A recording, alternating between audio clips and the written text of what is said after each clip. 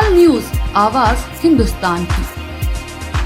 लखनऊ में हुई भाजपा कार्य समिति की बैठक में आत्म मंथन से ज्यादा दूसरों पर चिंतन दिखाई दिया। भाजपा कार्य समिति की बैठक में सीएम योगी ने कहा कि पीएम मोदी के नेतृत्व में हमने यूपी में 2014, 2017, 2019 और 2022 में बड़ी सफलता प्राप्त करते हुए विपक्ष पर लगातार दबाव बनाए रखा था। 2014 और उसके बाद के चुनावों में जीतना मत प्रतिशत भाजपा के पक्ष में था।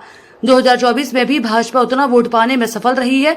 उन्होंने कहा कि आने वाले 10 सीटों के उपचुनाव के साथ साथ 2027 के विधानसभा चुनावों के लिए हम वापसी कर रहे हैं। सीएम योगी ने कहा कि भाजपा कार्यकर्ताओं को किसी भी स्थिति में बैकफुट पर आने की आवश्यकता नहीं है, क्योंकि आपने कार्य किया है। जब आप विपक्ष में थे तब जनता के मुद्दों को लेकर लड़ते थे। अब सरकार में है तो यूपी में सुरक्षा का वातावरण देखने को मिल रहा है। मुख्यमंत्री ने कहा कि कन्नौज के मेडिकल कॉलेज का नाम डॉक्टर भीमराव अंबेडकर के नाम पर था। सपा के तत्कालीन मुख्यमंत्री ने उसका नाम बदल दिया। हमारी सरकार आने के बाद हमने फिर से बाबा साहब के नाम पर विश्वविद्यालय का नामकरण किया। समाजवादी पार्टी हमेशा से ही दलित चिंतकों और महापुरुषों का अपमान करती रही है। इन लोगों ने अनुसूचित जाति का आरक्षण में सेंध लगाने का भी कार्य किया, एससी के स्कॉलरशिप को रोकने का भी काम किया। तो वहीं दूसरी तरफ प्रधानमंत्री मोदी ने बाबा साहब के पंचतीर्थ बनाए गए संविधान को सिर माथे रखकर नई संसद में स्थापित किया। भाजपा संविधान को सर्वोच्च सम्मान देने वाली पार्टी है, मगर अफवाह और भ्रम फैलाकर माहौल खराब करने का प्रयास किया गया। कोई कारण नहीं 10 की 10 उपचुनाव फिर से भारतीय जनता पार्टी अपने पक्ष में करने में सफल हो, लेकिन इसके लिए आज से जुड़ना पड़ेगा, लगना पड़ेगा। एक एक कार्यकर्ता को अपना अभियान मान करके फिर इस अभियान के साथ जुटना पड़ेगा और उसी के लिए आपका आह्वान करने के लिए आज फिर हम लोग आए हैं।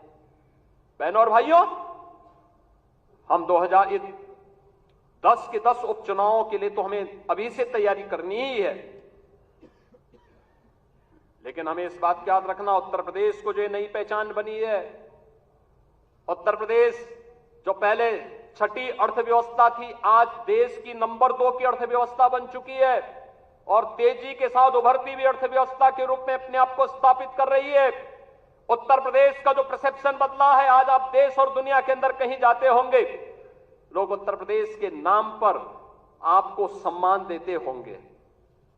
इस सम्मान को बरकरार रखने के लिए जीत के सिलसिले को फिर से आगे बढ़ाने की आवश्यकता है और उसको बढ़ाने के लिए आह्वान करने के लिए आज आपके सामने माननीय राष्ट्रीय अध्यक्ष भी आए हैं।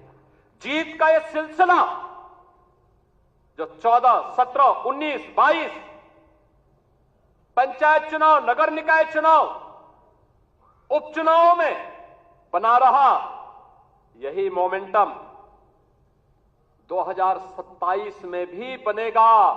यह हमारा संकल्प आज से होना चाहिए, आज से होना चाहिए। याद रखना, भारतीय जनता पार्टी है तो जिले में हमारा महापौर भी है, जिला पंचायत अध्यक्ष भी है और ब्लॉक प्रमुख भी है, चेयरमैन भी है, पार्षद भी है। और अगर यहां पर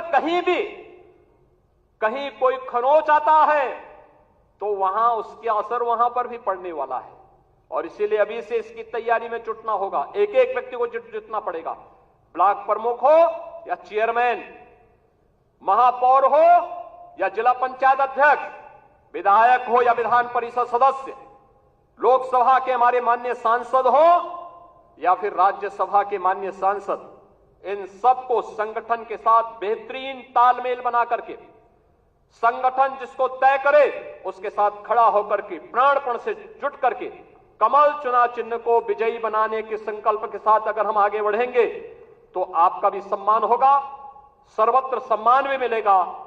और जो लोग उछल कूद करने का कुत्सित प्रयास कर रहे हैं, मुझे लगता है इनको दोबारा उछल कूद करने का अवसर ही नहीं मिल पाएगा। यह हम आप सबको आश्वस्त करने के लिए आज यहां पर आए हैं कि वास्तव में हमारी सरकार का माफिया मुक्त उत्तर प्रदेश का अभियान इन्हीं गुंडों के लिए है और उस उत्तर प्रदेश को आप सबके सहयोग से आज माफिया मुक्त करने में हमें सफलता प्राप्त हुई। तो माफिया मुक्त उत्तर प्रदेश के साथ साथ हमारे विचार परिवार का ये जो लंबा संघर्ष था, 500 वर्षों का इंतजार समाप्त हो, दुनिया भर के सनातन हिंदू धर्मावलंबी जिन आकांक्षाओं के साथ जी रहे थे उन अपेक्षाओं पर प्रधानमंत्री मोदी जी के नेतृत्व में डबल इंजन सरकार ने खरा उतर करके अयोध्या में रामलला के भव्य मंदिर निर्माण के साथ साथ 500 वर्षों के बाद रामलला को विराजमान करने का काम भी किया। बहनों और भाइयों, भारतीय जनता पार्टी के कार्यकर्ता को किसी भी स्थिति में बैकफुट पर आने की आवश्यकता नहीं है, किसी भी स्थिति में नहीं है, क्योंकि आपने कार्य किया है। आप विपक्ष में थे, जनता के मुद्दों को लेकर लड़ते थे। आज जब सरकार में थे तो याद करिए, उत्तर प्रदेश के अंदर सुरक्षा का ये वातावरण आपको आज देखने को मिल रहा होगा। याद करिए, इसी मुहर्रम के समय में सड़कें खाली हो जाती थी, सूनी हो जाती थी। आज मुहर्रम आयोजित हो रहा है, इसका पता भी नहीं लग रहा है। ताजिया के नाम पर घर तोड़े जाते थे, पीपल के पेड़ काटे जाते थे, सड़कों के तार हटाए जाते थे, पुल तोड़ दिए जाते थे।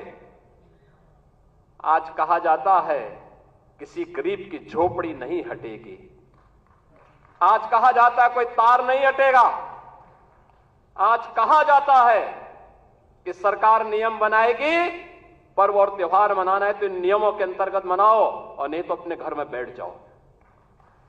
ये मनमानापन नहीं चल सकता है। और विधि का शासन कैसे होना चाहिए, सुशासन कैसे होना चाहिए, यह भारतीय जनता पार्टी की सरकारों ने देश के अंदर करके दिखाया है।